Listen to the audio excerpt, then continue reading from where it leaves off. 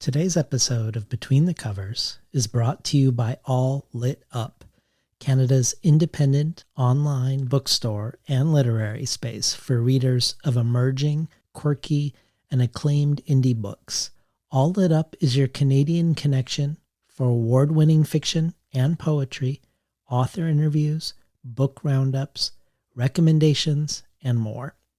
The only online retailer dedicated to Canadian literature, All Lit Up features books from 60 literary publishers. And now U.S. readers can shop All Lit Up close to home and save on shipping when they purchase books from its new bookshop.org affiliate shop. Browse selected titles at bookshop.org/shop/all-lit-up. All Lit Up makes it easy to discover, buy, and collect exciting contemporary Canadian literature all in one place. Check out All Lit Up at www.alllitup.ca. That's ALLLITUP.ca.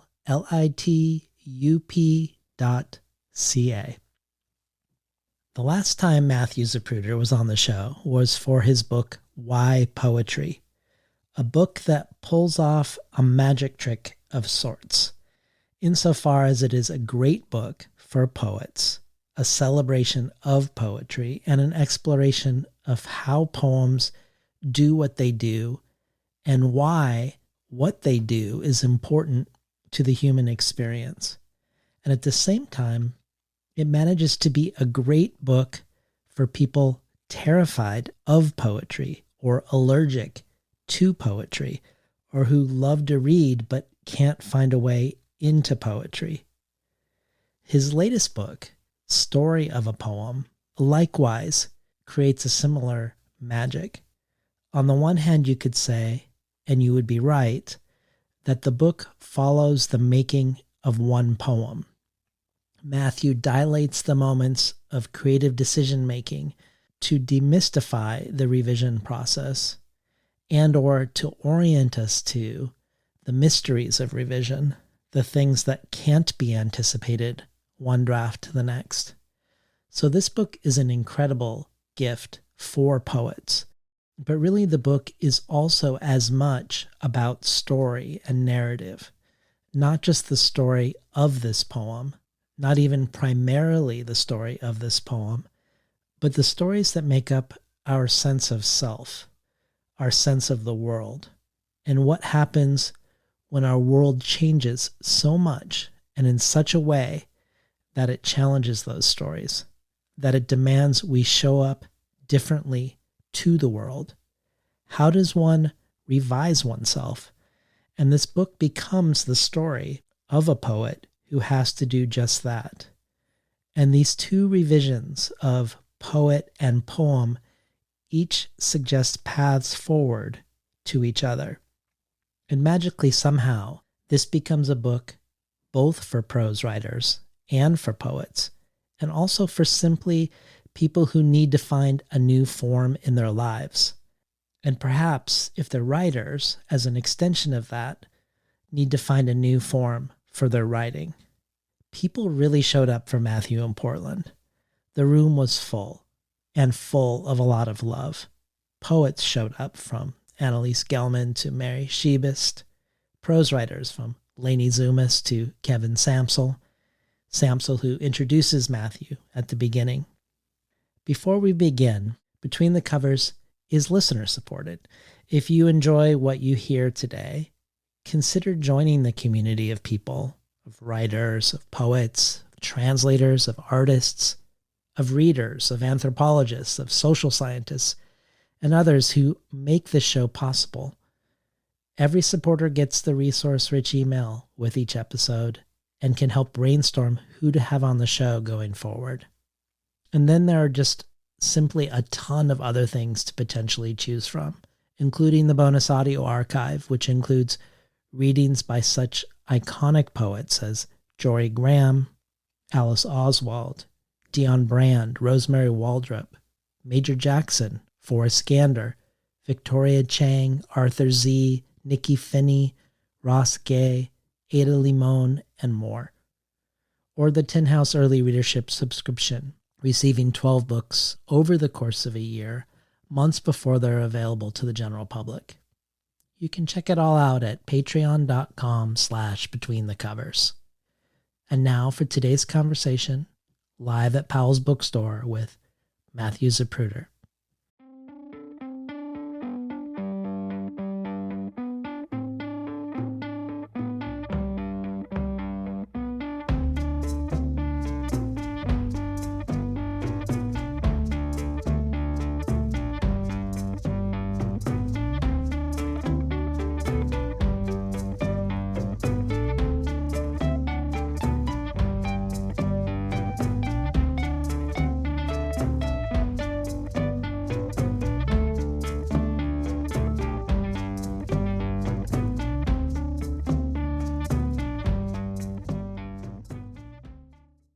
Hello. Hi, everyone.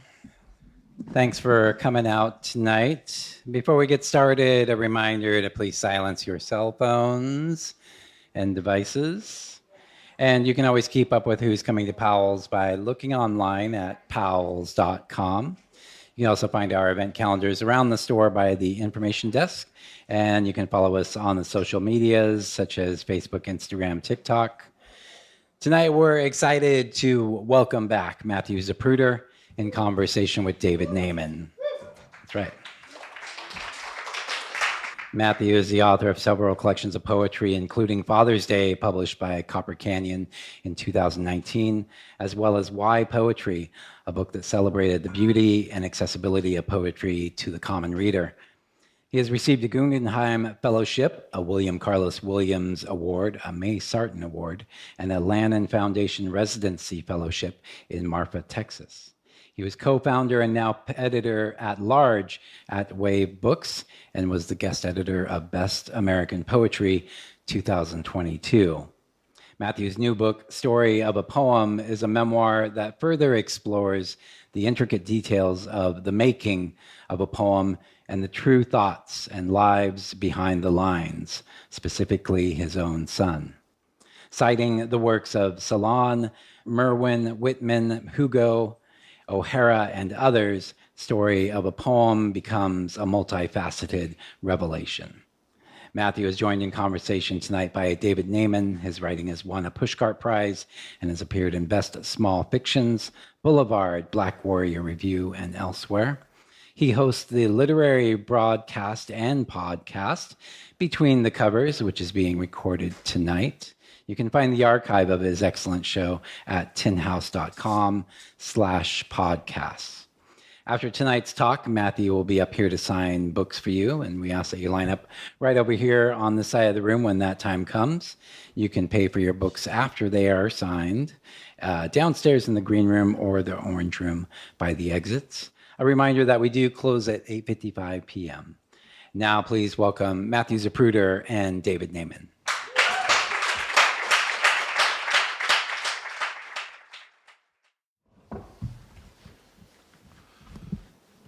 Hi. Hey there. It's good to see you. You too. With your whole face. 'Cause you were wearing the mask before. Yes. Yeah. It's been a while since I saw you in person. I think the last time, we saw each other in person at Tin House, but I remember doing the podcast at the radio station. That's right. I just remember the overpowering smell of like marijuana. Was there a smell? Yeah, it was great. It was great. Well, Ursula Le Guin used to call it the Great Funky Station. Well, she's a huge KBOL. stoner. Ursula Le Guin, huge stoner. Huge stoner. Anyway, thanks everybody for coming. Yeah, and I'm so happy to be on the podcast again.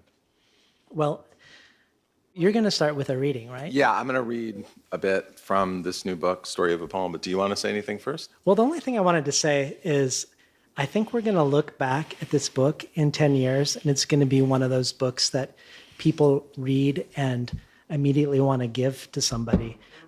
Just in my announcing this on social media, so many really accomplished writers and poets who've encountered your book already.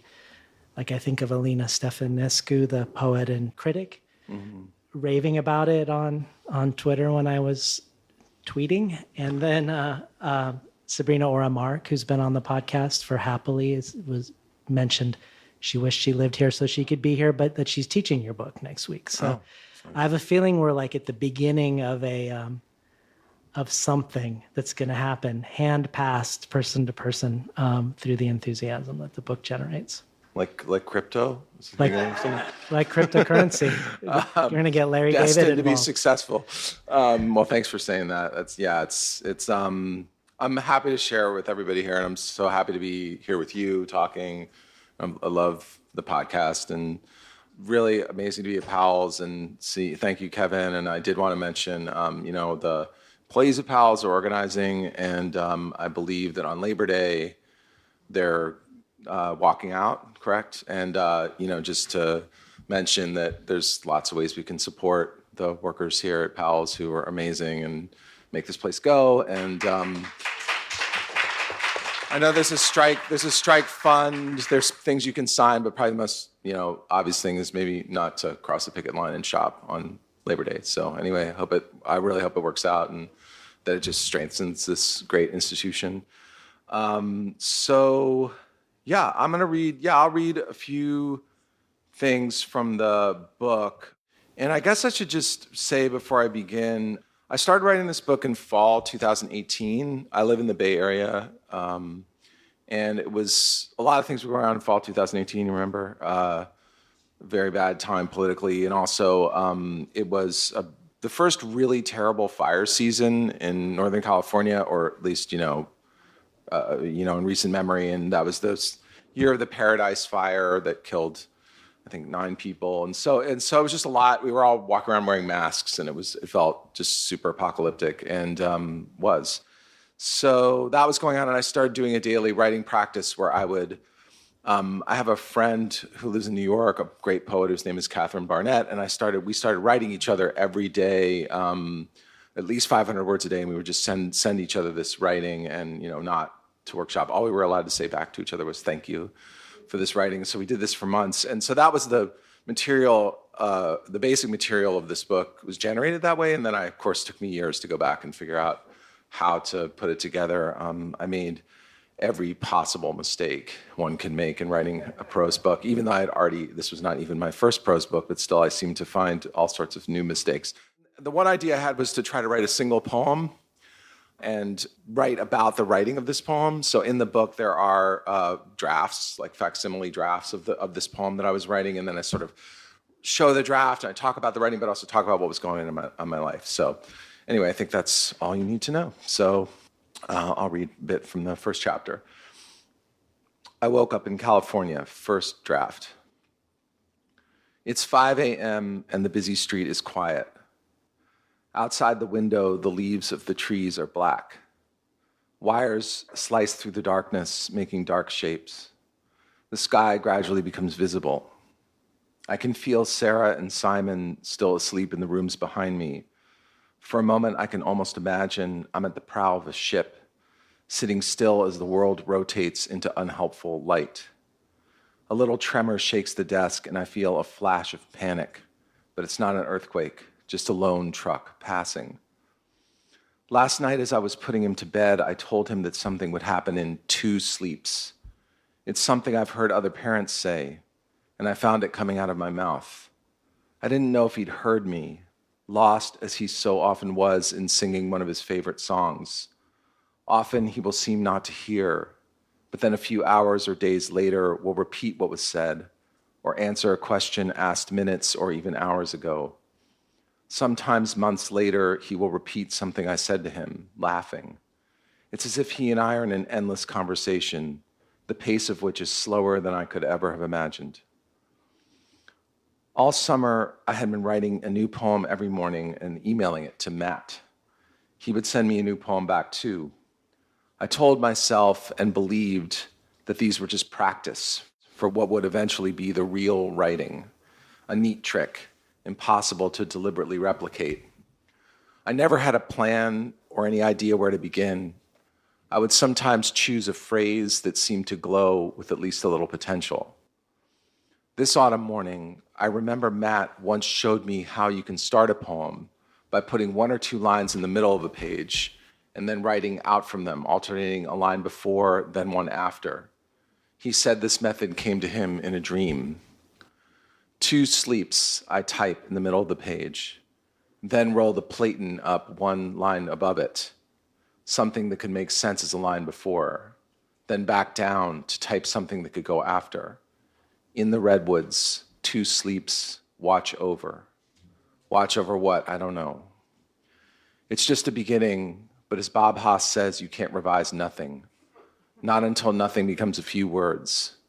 When you have no ideas or too many, it's best to find a few words that seem to have potential, for now inexplicable. The painter Degas once said to his friend Mallarmé, I want to write poems, but I have too many ideas. Mallarmé replied, poems, my dear Degas, are not made of ideas, but of words. Poetry makes nothing happen, W.H. Auden wrote, which doesn't mean it does nothing. It makes nothing happen. It activates the silence. You begin, and now there's something to listen to. I'll read a bit more. This is also kind of like a parenting book about parenting a neurodivergent child. And so I write a bit about that, and we can talk about that too. I've always loved words for what they can do and for all the different things they can mean. I love how they feel in my mouth. In that way, I'm like all writers I know. I'm also very like my son. Now that I've become the parent of a son who is working so hard to achieve fluency in language, my respect for communication in all aspects of my life has increased. The simple act of reaching out and writing to say something to you, and you hearing me, and then responding, even if only in my imagination, because you are far away, and I will most likely never know you, feels even more holy to me. The word autism causes a lot of uninformed fear. When I heard that word, I too was deathly afraid. I thought I knew what it meant. I had seen all those movies. I suddenly saw my son in a certain way, the present and future closed down. It shames me now to think how, before I met my son, I walked through the world. That word erased difference, variation, and possibility. My so-called knowledge shadowed the world. I had to unlearn that word. Of such linguistic reductions, I have learned necessarily to be rightly wary. When I read what I've written about my son above, it seems clearly true, but also hardly even a fraction of the story. It's not him. It's not even close to being him, which raises the question, what is the point of writing about him at all? And how can I reconcile this desire to understand more about him and myself through writing, and also be the father I so much want to be? I want in my poems, as in life, always to see my son. So in them I never write autism, not out of shame or because I don't think it is real or to be elusive or mysterious, but for the opposite reason. Its meaning, its sound, blocks out all individuality and actuality. The pushing away of that word is not a denial, but the creating of a space so I and everyone else can truly encounter my son, just as we should encounter everyone. Through a painful, necessary process, I've begun to perceive what I never could have before. Often it is overwhelming. When I walk past people in the store, on the street, in an airport, I feel and see each life, each in its difference, its limitation. And instead of turning away, I want to learn to embrace everyone. Audre Lorde writes, and this is Lorde, not me, I urge each one of us here to reach down into that deep place of knowledge inside herself and touch that terror and loathing of any difference that lives there. See whose face it wears. Each time I read her words, I think about how my own easy liberalism, for so long smugly masked an intensely hierarchical and judgmental attitude toward anyone I did not perceive as gifted, smart, quick, cultured. This judgment was, of course, ultimately directed towards myself, as I constantly fell short of my own impossible ideals. I have for my whole life misunderstood difference. I thought difference from the ideal was a mortal flaw, something to be fixed or hidden or despised. I turned that outward and inward. Now, as a father, I must reach down into myself and touch the terror of difference, which is, of course, my own, the terror and the difference. Both wear my own face. There's something past that fear, the possibility of acceptance, which in turn opens up the possibility of love. My love draws me onward. Yet the most painful thing for me is to admit that my own fear still so often overtakes me. The struggle is in the poems, and I write them to stay awake, to remember. I'll read this one little final section, then we can talk. This is a quote from the poet Paul Valéry. A fine line of poetry is a fruit plucked from the tree. But which tree? This leads to the curious point of trying to make the tree, whose fruit would be this fruit. Finally, then, it is the fruit of two trees, one hidden, unknowable, which produced the fruit, the other, the work in which the fruit takes a more or less necessary place. Okay, I'll stop for a second and say, I think what he means is there's a tree that we can't see, that somewhere beyond, that drops these moments of imagination or difference or creativity or the line, if you're a poet, into our world. And then our job is to build the thing that that fruit, that moment can live in. According to Wikipedia, to form a fruit, one tree sends the pollen out. It drifts until it finds the other. Some trees do self-pollinate, it is true, but those trees grow less fruit. Sometimes Wikipedia is as beautiful as any poem. This is Wikipedia. The pollination process requires a carrier for the pollen, which can be animal, wind, or human intervention. You've been given the line, the image, the idea. Like a child or a new love, it is never what you expected. It wants you to change your life. You hear the line, it comes from somewhere. You've gathered or maybe fathered it. It comes to you or you to it. No one can tell you how it happens. Sometimes you write for a while, feeling nothing, until almost unnoticed, something starts with mysterious life to glow. You feel yourself resist its strangeness. What does it mean?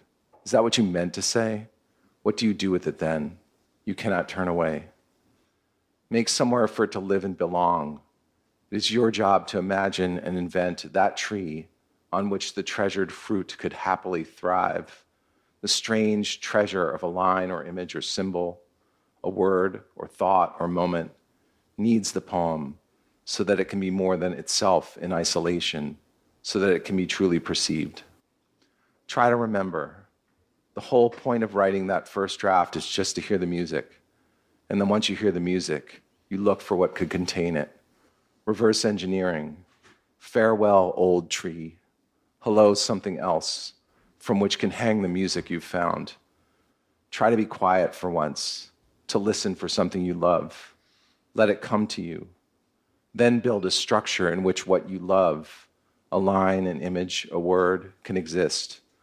A situation, a scene, a sonnet, a hustle, an ode, an abandoned palace, a happy graveyard, a breeze, a ghost ship's wake, a map in winter, a rose factory, someone crossing the ocean in a fabulously unseaworthy craft, a marriage, a meal, a crucial childhood memory that never occurred, a radio being endlessly, impatiently tuned, so on and so on and so on, until the line can live there. You hear them, then the poem can begin. Okay.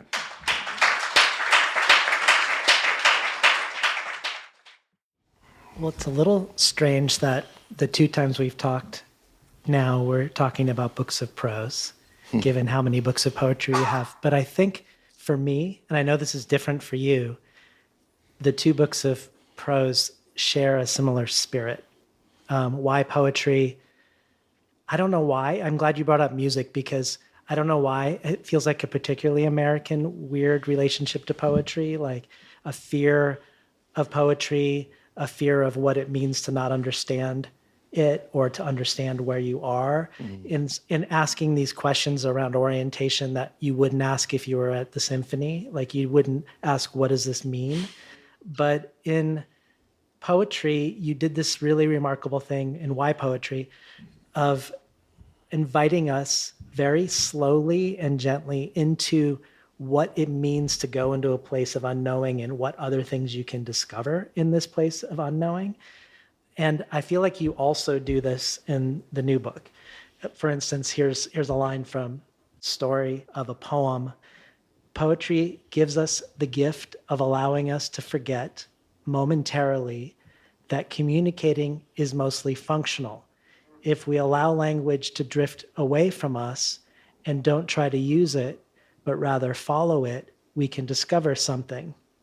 And I know the new book is more personal and vulnerable and intimate. It could be called as much as the story of a poem, the story of a father, the story of a story, the story of revision.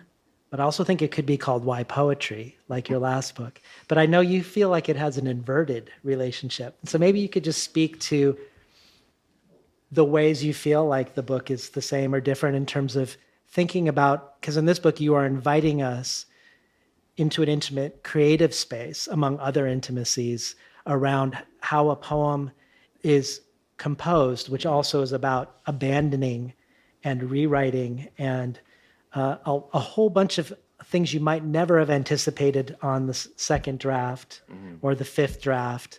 And we get that. We get that slowness and then also the unknowing of where it's going to go next. When I said it was inverted, I meant that, Why Poetry was almost like an experiment. It was sort of like, what would happen if I, as a poet, took the questions that people, we call civilians, non-poets, ask about poetry, and like, instead of being sort of eye-rolly about it or like, oh, I can't possibly be bothered to explain what I mean, to say like, okay, well, where do these questions come from? Why do people ask them? What are they, let's really like dig into it, So it was almost like kind of like an outside out idea, like there's this thing happening in the world. I'm gonna deal with the thing and sort of bore in deeper and deeper into poems and see if I can find some answers.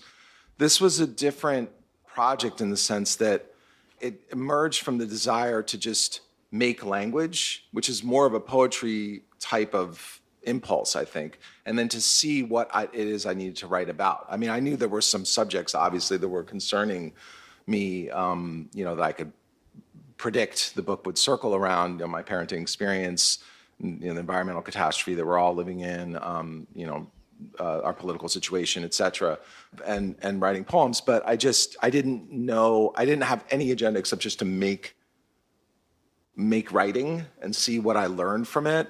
But it's kind of funny that it ended up in a lot of ways in some of the same places. And it was important to me also in this book to, I call it a process memoir, which is unattractive language, but I wanted the process, the making, the sort of the gears, the machinery to be really visible in this book. I thought that would be cool, and hopefully feel like it could connect with people. That was another way of maybe opening up the same sorts of things about poetry, but sort of by displaying the making of it, I guess, instead of more like coming from the outside and talking about poems that I love, which is more what Why Poetry is. Yeah. Well, when your son is diagnosed with autism, you invite us into the unknowing of you becoming unmoored from your own sense of self. And you say that your life needs a new form, and that because your life needs a new form, your writing needs a new form. And you say that the new form can't be poetry or prose or needs to be both in some way. And my question for you is around that. Not that you need a new form, but you so persuasively argue for poetry. For instance, saying, reading a poem, entering another's imagination, is a recognition both of a difference and separateness, and the demonstration of the possibility of communion. So why the prose part? Why did you feel like the form Why needed? prose? Why prose? Why do you feel like the new form needed narrative? Why did it need story as the story of the poem and the story of you juxtaposed and interwoven with the poetic form? Yeah, I mean, it's a great question. I mean, I'm probably, I'll do my best to answer. I think, to be honest, Again, a lot of it was instinctual. It was just sort of like I felt like I needed to do something else. I didn't have like a conceptual reason. I just had this impulse, and I'm sure most people in this room are familiar with this feeling. Many writers in this room I know, you feel the impulse first, and and the making, the desire to make something, and then after you've made it, you understand why you needed to. But in this case, I did think it had to do with time. I talk about this in the book, that a poem is an instance in time. It's very much, the lyric is almost always, it has an imminence to it, like a singularity of time.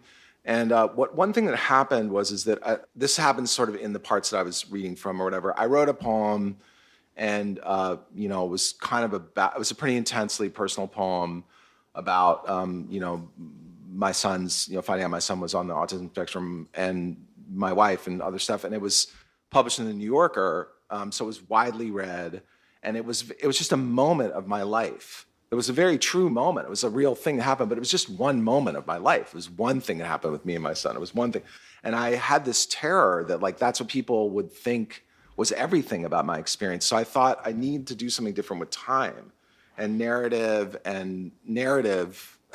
I mean, the prose writers know this already, but narrative allows you to do different things with time. And so, but I thought, was there a way to do both? Can I make a new form? It sounds a little grandiose, but like I thought, is there a new form which is a poem in its making, and the prose around the making of it, and can this become a new form? And that was the form I needed. I didn't need just prose. I didn't need just poems. I needed those things too, but I needed this new form, which is this book. And I feel like anyone could write a book like this about their lives. They could do different things with time to show us how things unfold and emerge. So that was the idea. I mean, I was terrified it wouldn't work, but I wanted people to feel time and my encounter with time. Well, let me ask you a question about time, and push back if this feels forced. But you say about your son that he always seems to be in a slow conversation, not in the moment seeming to be listening, but then maybe responding to something you said a week before or a month before. So it's a different relationship to time. Could we look at this as like a new form, the slow poem, that's matching that, in the sense that we're seeing this poem, you've dilated the moment, and so it's operating it's operating within time, but it's operating in a different time. Yeah, no, I think that's very accurate. I mean, I think the reason I started thinking about this was because I was spending so much time with my son. And again, this is an example of this. I didn't have this as a concept, but I thought, there's something about time that's going on here that I'm learning, and like that I'm a very impatient, impulsive person. I had to just totally recalibrate myself, as most parents do, I think, in any circumstance, or most people probably have to do in different ways. But like in this particular case, I had to really shut up and listen and be patient and rethink how I operated with language in order to be able to relate to this person, this new person who I loved more than life itself, but I just wasn't listening. I also just love process. Like I will read a process book about anything. Like somebody's like a knife sharpener or grows like gophers or something. Like I don't care, like anything. Like I'm interested in process, and so I actually found it kind of interesting to think about the making of a poem and to try to explain it. Like how do you explain making a piece of writing? It's weird because you're writing when you're doing it. It's like, but it was fascinating. It was fun and interesting. So that too, I guess it was also, let's not leave the fun out of this. There was a lot of unfun things going on in 2018, but it's fun to write at least, Well, this book is as much about revising a poem as it is about revising oneself. And it feels like how you decide to ultimately see your son will determine how much you can preserve and defend your familiar self. Mm. For instance, the question, are you going to see him in relationship to the norm and measure him in terms of aspiring towards normal metrics? Mm. And if you do, or if you did, which you don't, I think you could probably preserve your sense of self in a certain way as the representative of the norm, even though your son essentially starts in a place of insufficiency, essentially? Or do you look at your son on his own terms and in his own way? Like, I was thinking of, you have these great moments in the book. I'm going to quote from a different book, actually, because Naomi Klein also is raising a neuroatypical son and writes about it in her new book, Doppelganger, which is a lot about mirroring, but there's also mirroring in developmental terms, whether you mirror what you see.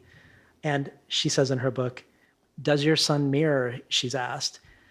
And then she says, do I want him to?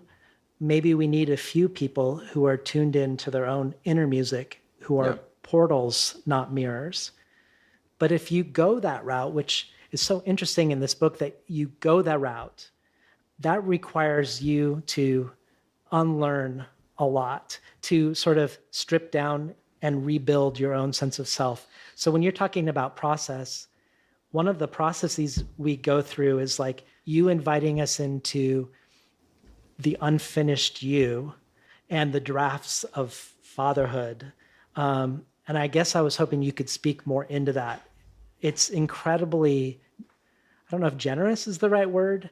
It's very intimate.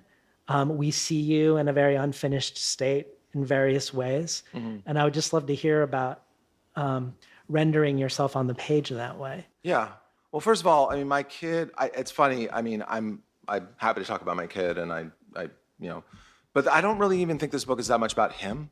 Actually, I mean, of course, appears a lot in it, but it's. I guess another alternate title for this book could be like "How Not to Be an Asshole," maybe.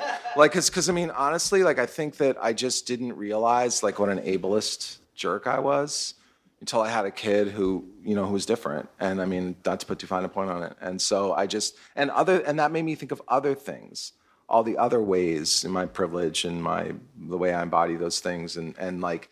Just trying to, I just had the sense that the only way to even start to change was to write through it.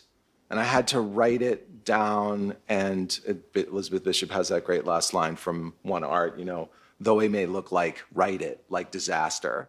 And like this is maybe it felt like a disaster in a way, but when I started writing, it didn't feel like a disaster. It just felt like change. And I think that I thought, oh, why, when we write, do we feel like things need to be perfect? Like, why does the end result of a poem need to be perfect? That's madness. It's an illness. I wanted to just open all these things up because I feel like that's the trouble of this world.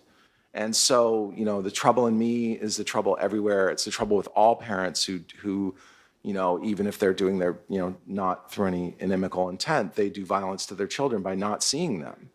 This is something that all parents do. All parents have this struggle to see their kids, and not run roughshod over them or whatever. And so I think that same thing true for making art. And I guess I don't know if I'm really answering your question, but I just had the sense that like I needed to do this to survive. And I did not know what was going to happen. I didn't know if I'd make a book. I mean, this book looks great. It's great. It's a book. But like that wasn't, I wasn't like, oh, I need to make a book. I was like, I need to fucking live.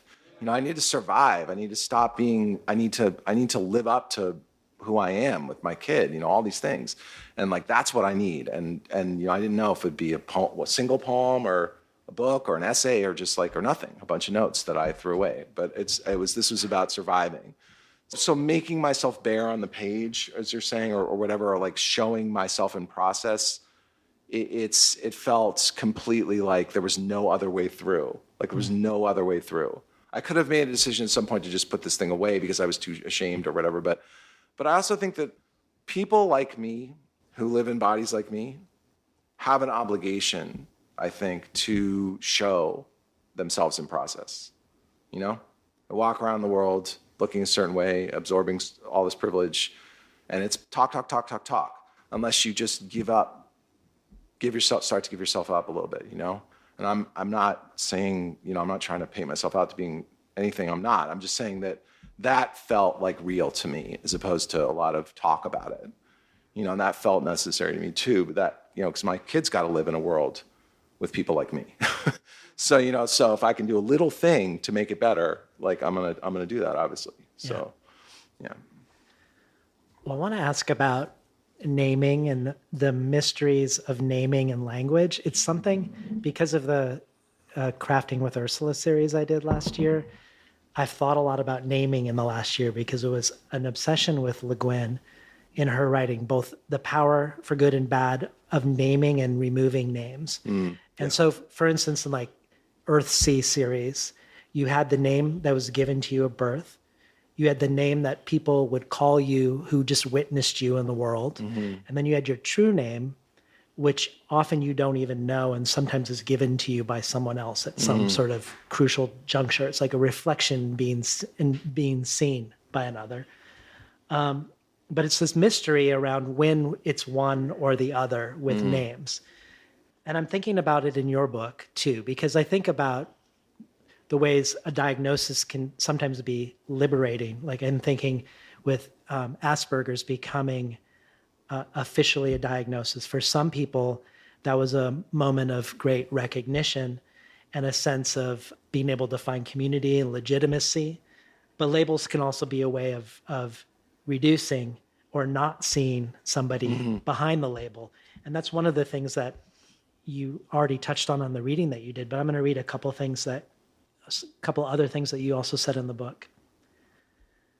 There's a brightness in my son's eyes, a force of life radiating from him that is obvious to anyone who comes to him without presupposition. But the word autism has a talismanic, totalizing power.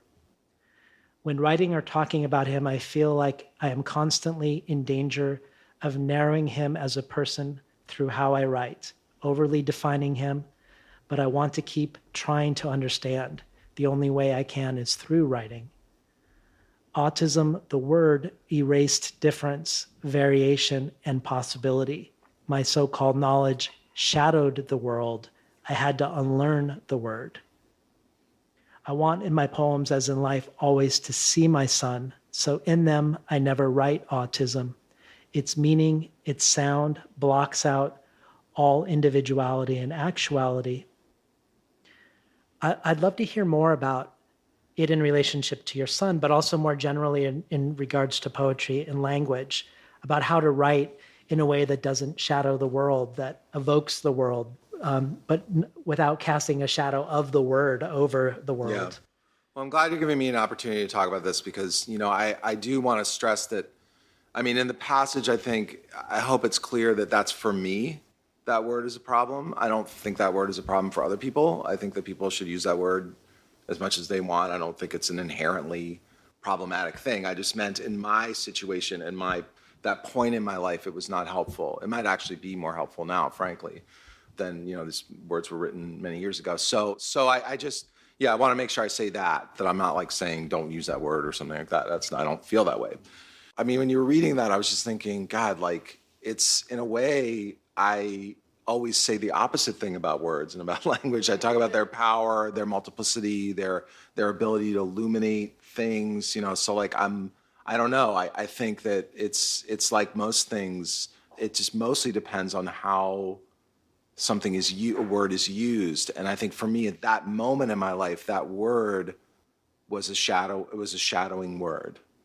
But, again, that's not so much true now, I wouldn't say. So I think, I don't know. Sometimes I read this book. It's terrible, I'm going to admit this. Sometimes I read it and I think, not that I don't know what I meant, but that it was so in a time of something that I think now, like, oh, I'm a little bit of a different person now. I don't know if other writers have that experience, but I think because of the intensity of the personal stuff that was going on too, it was like, was a very, I had very strong feelings about that particular word in my own writing, I guess. But it's kind of funny passage too, because I repeat it over and over again as I'm saying I don't say it, which is like, you actually are saying it a lot, dude. but yeah, so but it's like, it's just interesting to open those things up and try to think about them. And I don't, as far as words go, for me, like, if I'm pulling them apart and looking at them and examining them and turning them and seeing them in a different light, that's a joy for me with any word. And that's, I feel like, is my basic job. And then to put them in some structure that will illuminate them or bring them back to life or make a communion or something. Yeah. So yeah, as a poet, particularly in poetry, I guess. So Well, this is going to sound like a wild aside, but I think it's related. You have this strange and great meditation on Rupi Kaur versus Basho. doesn't seem like Is a that how fair- you say it? doesn't sound like a fair is it fight, Rupi does it? Kaur? Rupi Kaur. Kaur? I'm actually not sure. I've never, Okay. but yeah, Kaur, I think. She's one of the most successful poets. She keeps this store in business, basically, right, Kevin? Yeah. More or less. Yeah. She's one of the most successful poets. She's Yeah. an Instagram Yeah. poet. Her detractors would say her poems look bad. like Hallmark card like poems. And you contrast her to Basho, the haiku master. But it feels like this questioning, which is, I think, generous. You're very generous on both sides as you go into this juxtaposition, is about naming and language. It's about the general versus the specific, and it's about norms versus diverging from the norms. And I was hoping maybe you could spend a moment with what that meditation's doing in this book. I'm very bored with this industry of like poets condemning Rupi Kaur. It's like I find it tedious. Like these articles explaining me 15,000 words explaining to me why she's not a good poet, and I'm like, well, what do you say to the millions of people who actually like her poems? That they're, like so. It was much more interesting for me to try to think about what it is that she's doing in her poems that is so meaningful to people. And as I thought about that. And this is, again, like one of those things I just started writing to my friend Catherine. I don't know why. I probably saw some article about, the 9 millionth article explaining why Rupi Kaur wasn't a good poet. And I was like, ugh. And then I probably just started writing. I was like, have I ever actually read any of her poems? Like, I'm not sure I have. And so then I read them. And, and in the writing I do about her, I talk a lot about, and it's related actually to your question about, the word autism or whatever, because I think a lot about public language and the public nature of language and the way that language can create these communal spaces that our people so desperately need. And I think that's the kind of thing that she does as a poet, which is why I think that a lot of poets whose interests might be a lot more in the private nature of language, the private as it becomes public, and her interest is more in just the public nature of language or the public experience of language, the communal experience. I think that's why a lot of poets can't relate to what she's doing, or they think it sounds bad or it's not well written or whatever, because she's doing something different.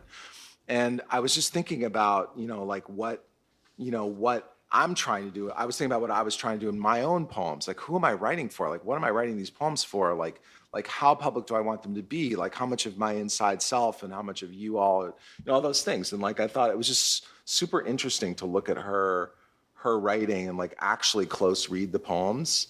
If you end up reading the book, I was like, I could have written much more about her poems.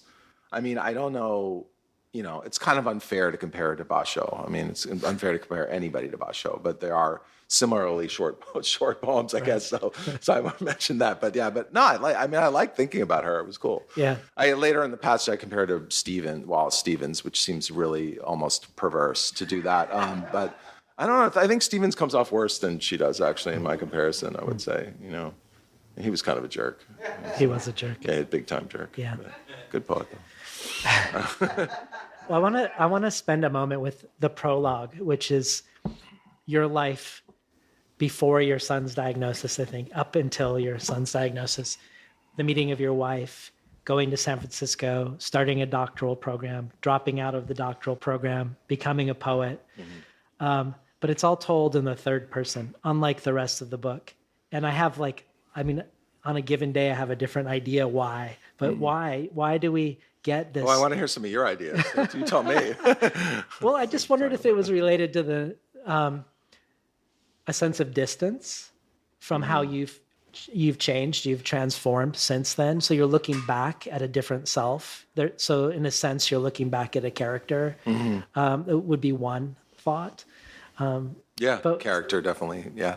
Well, I can just say in a process sense, so I explained when I read like what this book was, kind of that I was writing this single poem and writing about my life. I gave you some information, right?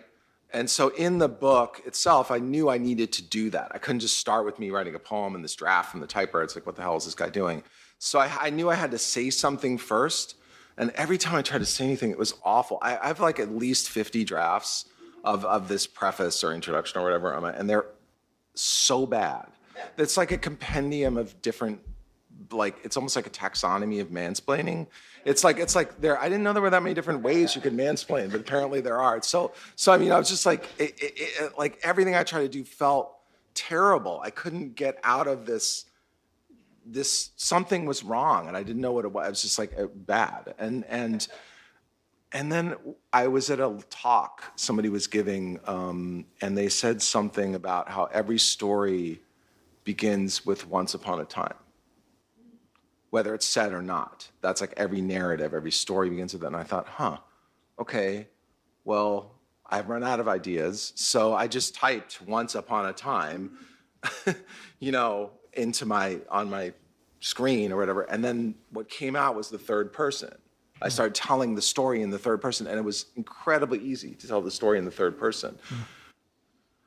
I mean, I could come up with reasons why. I mean, I think your explanation is probably as good a reason as any. Some distance, a little bit of an opportunity to kind of be funny without being mean funny. And because if you're funny about your own experience from the first person, it can feel a little bit sort of like fake. You're actually like humble bragging, but somehow like being from the third person, it was like a little easier to be a little jokey. I mean, I was like a 90s in San Francisco with like dyed hair, like in a terrible band. I mean, there's a lot of material to be funny about. And also I think there was a way too, this last thing I'll say about it is that there was a way that I could also be compassionate to this younger person by using the third person in a way that almost like, dare I say, like parental to them, like to be like, yeah, it's okay, you were acting like a bit of a goofball, but that's what you're supposed to do when you're in your 20s, so I wasn't like not be mean to myself in a way, I guess. Like I once had a diminutive personal trainer. She used to, like if I was saying something self-deprecating, which happened like 9 times a session, she'd say, don't be mean to my friend Matthew. So I thought that was, don't be mean to my friend Matthew, Well, as a way to end before we do Q&A, I wanted to end with the Paul Valery quote and the ways you use it in the book. The quote about the tree and then building a world around the tree. Something, and I'd have to say, like, this is my favorite part of the book, and also something I know I'm going to be repeating on the show with guest after guest because of it. And I'm just going to read some of the ways you've taken this quote and made your own thoughts. So here's one. What is the relationship between making poems and learning to be the father of an atypical child? And then at this point in the book, you suggest that they seem like the same struggle. To search out what was strange, beautiful, mysterious, and new in language, and trying to make a place for it. But my favorite one is around the writing advice, kill your darling. So people who don't know what kill your darlings is this, particularly with prose writers, I think, is you have this precious sentence or sequence of sentences that have been safeguarded from all editing because they're so wonderful, but are genius, typically overwrought. And you're supposed to kill all of those. Yeah, it's like this idea that you have to like slaughter your I always say Faulkner said it, but I don't know if that's true. But like you have to, that's the only way you're going to get to like the real draft, the end draft, is by giving up the thing that you love the most or whatever in your own writing or something. And you say, in poetry, don't kill your darlings. Instead, burn everything else and keep the lines you love without reason and rebuild a world for them to live. I love that. And I feel like it applies to a whole bunch of things because the book has looming in the background constantly the wildfires and Trump. Like you could say, I want to have a city that's beside a river that I could go down to and drink the water from the river. How would I build that city? So like start from there and then build the city up from the river. So I was hoping with this notion, back to story, where you say the fragility of the story is the true story, if maybe we could end with you going to visit Merwin near the end of his life. You're not sure he's going to accept meeting you. And what he's doing in Hawaii and the way you see his life having a sense of unity, and then maybe in the ways in which that unity sort of reflects back on the sort of unity that you're looking for in your own life. Yeah. So for those of you who don't know, W.S. Merwin, who's the late W.S. Merwin, he lived in Maui for, I think, 30 years, and he basically turned this little valley. He lived in a town, believe it or not, called Haiku, which is in the center part of Maui, and he turned it into a sanctuary for rare palm trees. So he would like get palm trees that were going extinct from all over the world, and he would like he planted them and built this whole thing. And so he spent the last 30 years of his life, in addition to making his poems, and meditating, preserving these trees. And I did get to go there and meet him before he died. And it took me a while to realize like trees were like sort of a leitmotif of this book. Perhaps obvious, but like I didn't really realize like how they connected things. And that Valerie quote about the tree and like murmur in the trees, and of course the burning of the trees and in the wildfires and all these things like sort of formed kind of like this musical through line or whatever.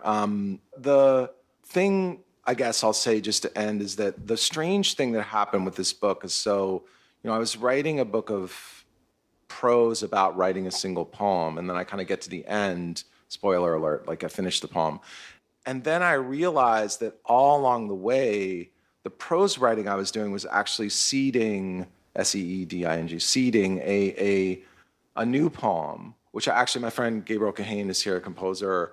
He had asked me to write a poem for a piece of music that he was going to write. And so like, during the time that I was sort of making and finishing this book, the prose was generating this new poem that's at the end of the book. So it's kind of this like endless cycle of like the poetry makes the prose and the prose makes the poems. And at the end of that poem, a lot of it's about being in the Bay Area during the wildfires. And like the end of the poem, talks about the redwood trees that won't return. That were burned and won't return. And I have to say, I had a lot of trouble ending the poem, and Gabriel was like, made me use those lines at the end. I don't know if you remember that. Yes, you did. You like did a good edit there, but like, cause I'd written them, but then I was like, it's not a good ending. And you were like, yes, it is. It's the perfect ending. So that's how the book ends as well with these trees. And like, it's a little depressing because it says that they won't come back. But I think also, it's like just one moment, like one terrible moment of losing something, and then other things come from that. So yeah, I think that's just how it is. I mean, you could wish it was different, but it isn't, so. Well, for the question and answer, if you're willing to be on the podcast since we're recording, you can come up and I'll hand the mic to you. And if you don't want to be on the podcast, you can ask the question from your seat. Oh yeah, it's a big decision you have to make. I say be on the podcast. Be on the podcast. The podcast is great.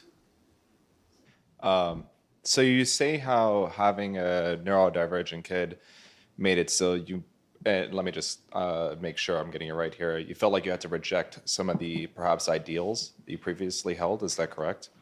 Yeah, or just cultural kind of training, maybe. Yeah. So do you feel like now that you deconstructed those ideals, that you have reconstructed new ideals, or do you feel like it's still just existing in this amorphous space that you just continue to move forward with? I'm a work in progress, I would say. I think, I grew up in a certain way, in a certain place, and I kind of am who I am, and so I have to like kind of continually check myself. But I think things change a lot. So yes, I think new things have arisen for sure. I mean, and it's actually, everything is so much better when I let go of these like very narrow ideas of achievement. And I feel much better, and I feel just a lot more appreciation and like love for people, basically, honestly. And it's a kind of like tightness or like a sort of like a lack of generosity starts to dissipate. That's a weird thing to say, but like a kind of like a selfishness maybe, or like a narrowness expands or grows, and it feels like there's more room to breathe, I guess, I would say. And it's just a better way to move through the world, I'm sure of that, no doubt about it. So, thank you. Yeah. Thank you for your question. Yeah. Hello, Matthew. Hi, Gabriel. So I want to follow on that question. Earlier in the conversation, you said that perfection in poetry is a kind of illness. And I'm curious to know specifically vis-a-vis process, how does the sort of evolution of your cosmology around achievement change when you're in the room writing, like you talk about the end of Final Privacy Song, the poem that ends the book, and feeling like the ending was terrible. What becomes the new metric for knowing when something's done if perfection is no longer the ideal? Maybe it wasn't terrible enough was the problem. I mean, sometimes I think that, fortunately, I'm of an age and of a kind of artistic age where brokenness and unevenness and roughness were aesthetically foregrounded, and a lot of particularly in the music I was listening to and playing to. So I kind of already had, I went into writing poetry already with this idea that I wasn't trying to make these perfect objects. What I think about now a lot, and I've thought about this for years, is that I really don't think a poem is finished for me until there's something in it that I don't understand. I need there to be something in there that genuinely mystifies me. That if you ask me, I really, but I know it's true. And it's real, but I couldn't say why it's there exactly. If I know too much about how to make it, it feels over controlled or something. And so I don't, so I think that's how I think about it. And so when I think about a poem, it's not, for me, it's I hate all these euphemisms because they're always weird, totally late capitalist euphemisms, but poem, it's not working, or whatever, but good, poems should never work. They should be lazy. And, but the poem that's not fulfilling itself or whatever, there we go again. But it's because it's not failing at a certain point. It's just not making enough mistakes, or it knows too much, or I know too much about it or something. And again, I think that comes from my parenting also. I just am when my son does something different or unexpected, if I'm in the right mood, I really enjoy that. It's great. I love him. I love the stuff he does. And I don't care that it's not what every single other kid on the playground is doing at the exact same time or whatever. I mean, I do sometimes care a lot about that. And at those moments, I'm kind of, living a life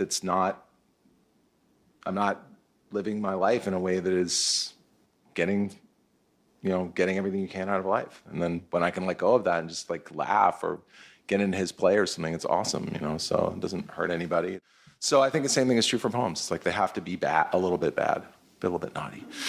I don't know if that answers the question or not, but yeah. I just wanted to follow up on what you just said, and I'm wondering, when you're writing prose versus poetry, how that experience of finding the thing that's the mysticism, the mystification, because it's a little bit different with prose and poetry. So how do you experience, fumbling through a topic and then the failure sort of experience between one genre and the other? That's a great question. I think you're quite right. It's sort of easier to slip into a kind of lecture-y space with prose, especially for me, sadly. I think, again, just always, for me in the rewriting process and the rewriting process, it's I think of the opposite of what some people might think of as rewriting. I'm not trying to make it perfect or impervious or faultless. I'm trying to do the exact opposite. I want to be present in the prose so that it's clear that I'm a person who's thinking through things, and it's provisional and it's questioning. And, I tried to infuse this book with that spirit. I'm sure there are moments when I slip into a kind of certainty that I don't really believe in. It requires a lot of attention for me in writing prose and in poetry, it's just a little easier to manage because it's just less real estate. It's it's just fewer words.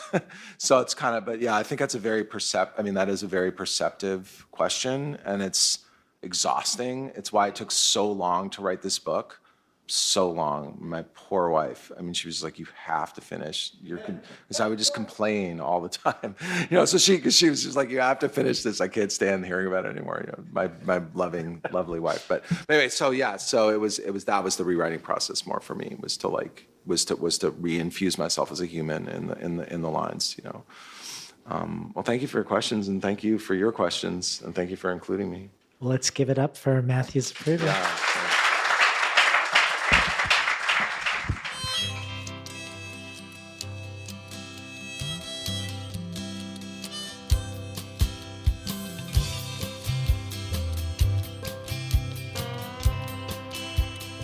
Today's program was recorded at the volunteer-powered, non-commercial, listener-sponsored, full-strength, makeshift home office of me, David Naiman. You can find more of Matthew Zapruder at matthewzapruder.com, and you can find out more about transforming yourself from a listener to a listener supporter at patreon.com/betweenthecovers. Every supporter can join our brainstorm of future guests, and every listener supporter receives the supplementary resources with each conversation of things I discovered while preparing for it, things referenced during it, and places to explore once you're done listening.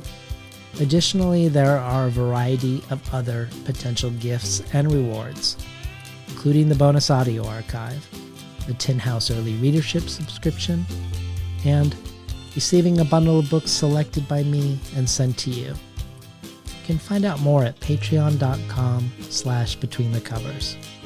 Or if you prefer a one-time donation, you can do so by PayPal at tinhouse.com/support. I'd like to thank the Tin House team, Elizabeth DeMeo and Elisa Ogie in the book division, Beth Steidel in the art department, Becky Kramer and Jay Michelle in publicity, and Lance Cleland, the director of the Summer and Winter Tin House Writers Workshops. Finally, I'd like to thank Imre Lodbrog and Barbara Browning for creating the outro. Their album, Imre Lodbrog E Sapatita Mi, can be found on iTunes, and Barbara Browning's trove of ukulele covers can be found at soundcloud.com/Barbara Browning.